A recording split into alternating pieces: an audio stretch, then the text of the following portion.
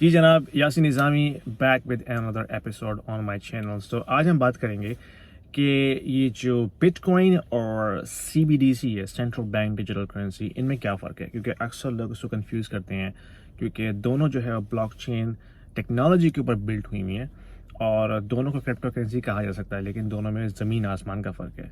और जो लोग बिटकॉइन को समझते हैं उनको पता है कि बिटकॉइन जो है वो एक रेवोल्यूशन है फाइनेंशियल इंडस्ट्री के अंदर, और उसकी जो इन्वेंशन की वजह है वो दिस अनफेयर मॉनेटरी सिस्टम है जो कि चंद लोगों के हाथ में है और वही लोग इससे फ़ायदा उठाते हैं, वही लोग इसको मैनिपुलेट करते हैं। और ये अनइलेक्टेड लोग हैं, यानी कि जो सेंट्रल बैंकर्स हैं, they are not elected professionals, ठीक है। ये अनइलेक्टेड सिलेक्टेड पीपल हैं जो इन सारी चीज़ों को मैनिपुलेट करते हैं। और इसमें जो फंसता है बंदा वो हम जैसे आम लोग हैं। तो बिटकॉइन उस अनफेयर सिस्टम को चैलेंज करने के लिए बनाया गया था, क्योंकि बिटकॉइन जो है वो डिसेंट्रलाइज है, वो सेंट्रलाइज नहीं है, वो परमिशन लेस है, वो किसी भी अथॉरिटी के अंडर कंट्रोल में नहीं आता, और आप एनोनिमसली किसी को भी पेमेंट कर सकते हैं विदाउट एनी थर्ड पार्टी, और इसको आप ऑर्डर कर सकते हैं। ये सारी कैरेक्टरिस्टिक्स है बिटकॉइन के अंदर। सीबीडीसी जो है, जिसको हम सेंट्रल बैंक डिजिटल करेंसी कहते हैं, वो इससे बिल्कुल मुख्तलिफ है। ऑलमोस्ट नाइट एंड डे का फ़र्क है। वो कैसे?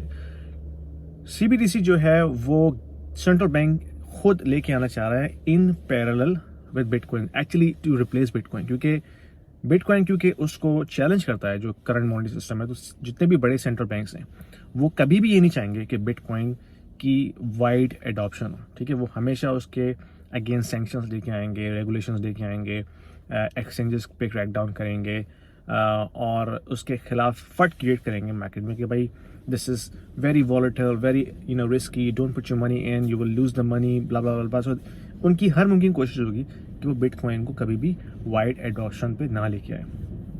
तो इसीलिए वो सीबीडीसी को लेके आ रहे हैं ताकि वो कंज्यूमर को एक ऑल्टरनेटिव दें कि भाई ये जो है सिक्योर है, इसको यूज़ करो, ठीक है। लेकिन आपने समझना है कि सीबीडीसी है क्या। सीबीडीसी है ब्लॉकचेन के ऊपर ही, लेकिन it's not decentralised, it is centralised. Central bank उसको कंट्रोल करेगा। इसके अलावा जो उसका लेजर है वो पब्लिक नहीं होगा, वो प्राइवेट होगा। यानी कि बिटकॉइन में तो पब्लिक लेजर है ना, anybody can validate a transaction into a central ledger system. CBDC में ऐसा नहीं होगा। सीबीडीसी जो है वो प्राइवेट लेजर सिस्टम है and it's not permissionless. Central bank की इजाज़त के बगैर आप कोई ट्रांजेक्शन नहीं कर सकते। ये उनके अख्तियार में होगा कि उन्होंने कोई ट्रांजेक्शन होने देनी है या नहीं। तो ये परमिशन लेस भी नहीं हुआ, और वो प्रोग्रामेबल मनी लेके आना चाह रहे हैं। इस वक्त तमाम काफ़ी बड़े मुल्कों में इसका ट्रायल चल रहा है। It's not conspiracy theory guys, आप खुद सर्च कर लीजिए, अपनी रिसर्च कर लीजिए, आपको पता चल जाएगा कि काफ़ी मुल्कों में इसका ट्रायल ऑलरेडी चल रहा है। तो सीबीडीसी इज प्रोग्रामेबल मनी, जिसमें जो सेंट्रल बैंक्स हैं जब आपको वो हैंड आउट देंगे, जस्ट लाइक कोविड के दौरान लोगों गवर्नमेंट ने हैंड आउट दिए थे, तो वो प्रोग्रामेबल होगी। इसका मतलब ये है कि उसकी एक ख़ास वैलिडिटी है। अगर आप उस एक्सपायरी डेट के अंदर उसको स्पेंड नहीं करेंगे, इट विल गो अवे। और वो उस पर रिस्ट्रिक्शन भी लगा सकते हैं कि भाई ये मनी जो है, लेट्स से आपको $1000 वर्थ के बिट सीबीडीसी दिए गए हैं, तो आप सिर्फ उससे ग्रॉसरी खरीद सकते हैं या फ्यूल खरीद सकते हैं, दैट्स इट।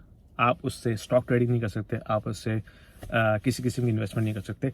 तो that is going to be programmable, which is going to be very scary. तो that is the ultimate authoritarian tool for central bankers to control the population using finances. तो इसको ज़रा ध्यान में रखिएगा।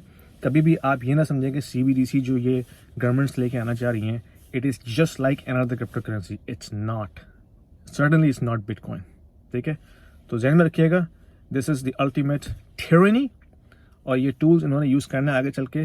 और bitcoin is the ultimate financial freedom, जो अभी इस वक्त कोई और ऐसा एसेट नहीं है जो इस प्रॉमिस को फुलफिल करे।